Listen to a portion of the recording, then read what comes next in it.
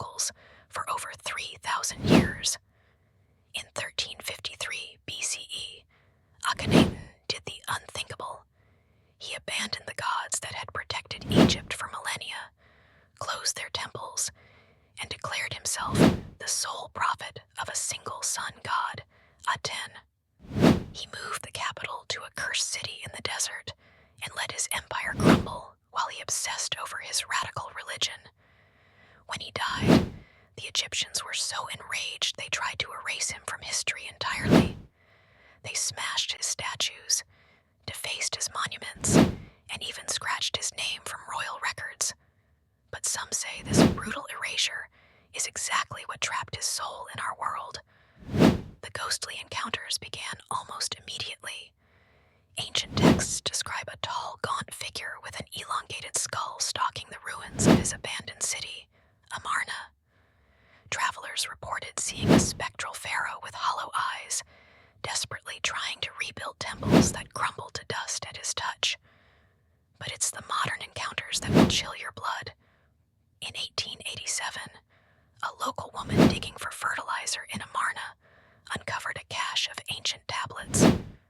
That very night, she claimed a skeletal figure in royal regalia appeared in her home, pointing accusingly at the artifacts. She died 3 days later from mysterious causes. Howard Carter, the famous archaeologist, wrote in his private journals about the Watcher in the Desert, a presence that followed his team during their excavations. Workers fled the site, claiming they saw burning eyes staring at them from empty tomb entrances. Even today, security guards at the Cairo Museum report that the display case containing Akhenaten's artifacts rattles violently at 3 a.m. Some have glimpsed a tall shadow moving through the halls, leaving behind the acrid smell of ancient incense and decay. The most terrifying aspect, Akhenaten's ghost isn't just wandering aimlessly.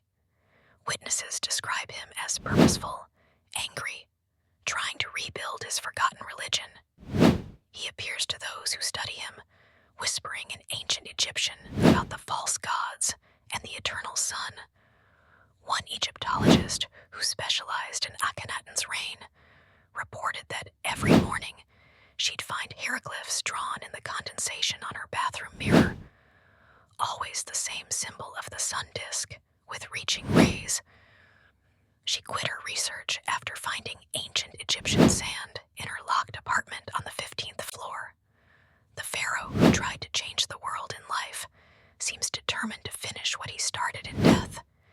His elongated shadow still stretches across the desert, and his hollow voice still echoes through the ruins of Amarna, calling for his sun god to rise again. Some say he's still out there, watching, waiting, building his ghostly kingdom one haunting at a time. So the next time you see an unexplained shadow or catch the scent of ancient incense on a windless night, remember, some pharaohs never